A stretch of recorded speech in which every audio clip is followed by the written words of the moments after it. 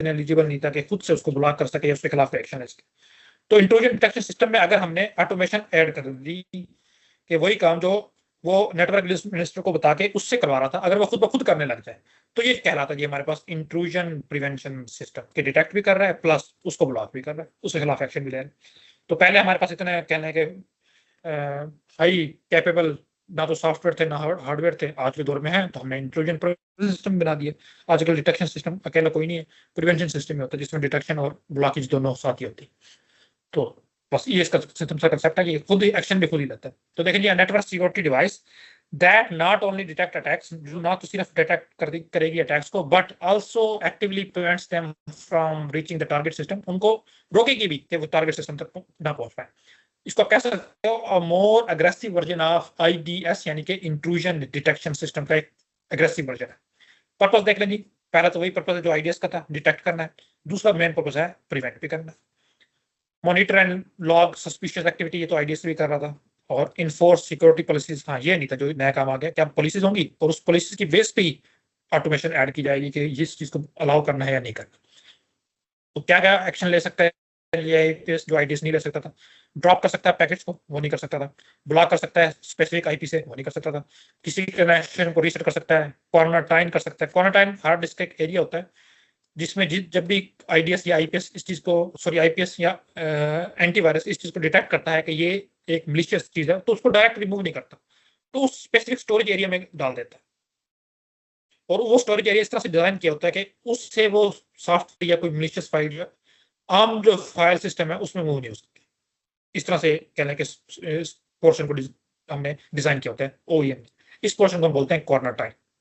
तो वो कह रहा है कि इन्फेक्टेड सिस्टम जो फाइल्स थी हमने उसको क्वारंटाइन कर दिया, यानी कि उसको स्पेसिफिक पोर्शन में डाल दिया, ये भी आईपीएस कर सकता है।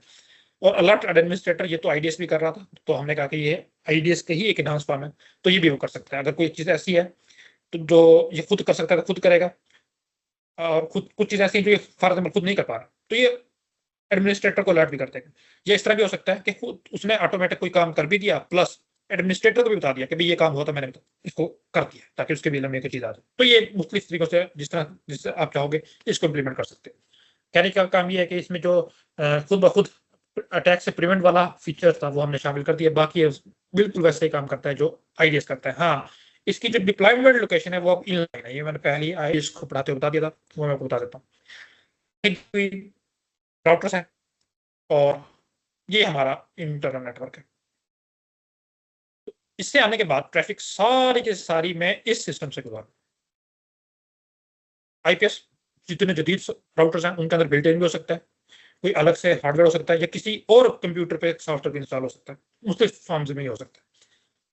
तो कहने का काम ये है कि सारी की सारी ट्रैफिक चाहे वो सिस्टम से बाहर जा रही है सिस्टम के अंदर आ रही है, वो हमेशा की सारी इससे गुजर के जाएगी और फिर उसको डिटेक्ट करेगा और साथ ही साथ प्रिवेंट भी करेगा, जैसे अभी हमने देखा। तो देखें जी आईपीएस काम कैसे करता है।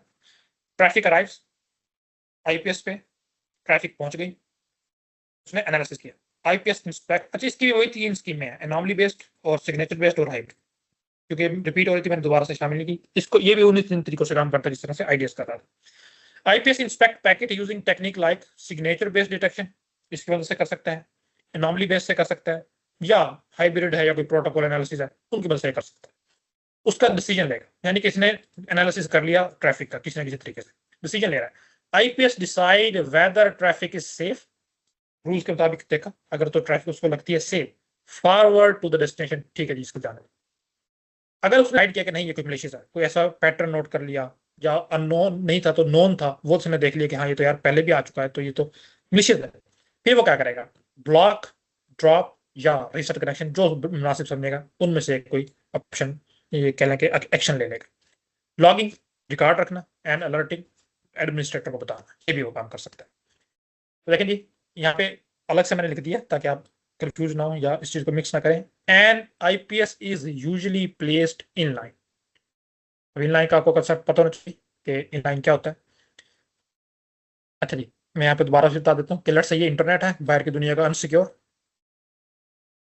इससे मेरी ट्रैफिक आएगी मेरी फायरवॉल लाजमी होगी आईडीएस आईपीएस से पहले, उसका साथ भी हो सकती है या अलग अलग भी हो सकते हैं। तो फायरवॉल के जस्ट बिहाइंड जो है ना हमारा आईपीएस, यानी कि फायरवॉल से गुजरने के बाद सारी की सारी ट्रैफिक आईपीएस से गुजरेगी। जबकि हमने उसमें देखा था आईडीएस में ऐसा नहीं था, फायरवॉल के बाद वो स्विच में आ जाती डायरेक्ट, यानी कि इंटरनेट नेटवर्क, और यहाँ से वो इंटरनेट नेटवर्क में आ रही है। तो ये जो है कि एक ही लाइन में हमने आईपीएस और फायरवॉल को लगाया हुआ, इसको हम बोलते हैं इन लाइन, कि सारी की सारी ट्रैफिक लाजमी तौर पर आपने आईपीएस से गुजारनी ही गुजारनी। तो ये था हमारा आईपीएस के काम करने का। आईपीएस की टाइप्स जैसे हमने आईडीएस की देखी थी, इसके भी दो मेन टाइप्स हैं और मजीद दो हैं जिसको कैलकुली से है, एक ही चीज है, मेन टाइप्स की भी दो ही। नेटवर्क बेस्ड है, अगर पूरी ट्रैफिक कर रहा है। होस्ट बेस्ड भी पॉसिबल है, आपने स्पेसिफिक होस्ट के ऊपर अलग से लगा दिया एक्स्ट्रा लेयर के लिए तो वो होस्ट बेस्ड हो जाएगा। वायरलेस आईपी है, ये ऐसे हैं जो स्पेसिफिकली सिर्फ वायरलेस नेटवर्क के लिए डिजाइन किए गए हैं। और वायरलेस नेटवर्क में हमने रोग नेटवर्क का एक कंसेप्ट पढ़ा था लास्ट लेक्चर में, खासतौर पे उनसे बचाने के लिए हम जो है वायरलेस आईपीएस को यूज करते हैं। और एक ऐसे हैं जो सिर्फ और सिर्फ इसको हम नेटवर्क बिहेवियर एनालिसिस को पैसिव आईपीएस भी बोलते हैं। अब ये खैर इतने कहने के यूज नहीं होते, ये बिल्कुल आईडीएस की तरह ही काम करते थे, सिर्फ बिहेवियर को एनालाइज कर रहे होते थे, पैसिव आईपीएस इसको बोला जाता है। तो नेटवर्क के ट्रैफिक के पैटर्न को हमने कल देखा था कि ट्रैफिक के एनालिसिस से हम क्या क्या काम ले सकते हैं, किस तरह इसको एज अटैक के तौर पर यूज कर सकते हैं। तो ये उन चीजों को यूज करता है कि कोई ऐसा बंदा जो मेरे नेटवर्क के ट्रैफिक को पैटर्न को नोट कर रहा है, तो और उसके बाद हमने देखा था कि वो डीडॉस अटैक भी कर सकता है। तो इन चीजों के लिए जानने के लिए हमने इस आईपीएस को यूज कर रखा है। तो ये हमारे पास टाइप्स हैं जी, मेनली इसमें भी तो ही है, नेटवर्क बेस्ड और होस्ट बेस्ड, बाकी जैसे आईडीएस की तरह थी। इसमें देख लें जी आईडीएस और आईपीएस के दरमियान जो मेजर डिफरेंस है वो ये है कि ये सिर्फ डिटेक्ट करता है और ये डिटेक्ट के साथ ब्लॉक भी करता है। एक्शन क्या लेगा, ये सिर्फ एडमिनिस्ट्रेटर को अलर्ट करेगा, ये अलर्ट प्लस ब्लॉक्स ऑटोमेटिकली दोनों काम करेगा। प्लेसमेंट देख लें जी, पैसिव है, can be outside traffic flow, जैसे मैंने भी एग्जांपल दी थी कि स्विच के साथ अलग से हमने एक पोर्ट बना के उसमें अटैच किया हुआ है, लेकिन ये इन लाइन है, traffic passes through it. Risk देखें जी, no direct impact on traffic, ये कुछ ट्रैफिक को तो कुछ कह ही नहीं रहा, हाँ ये इम्पैक्ट कर सकता है, किसको अलाउ कर सकता है किसी को नहीं कर सकता। तो यहाँ पे अलग अलग देख लें जी, इंट्रूजन डिटेक्शन और आईपीएस दोबारा से बताया गया जी।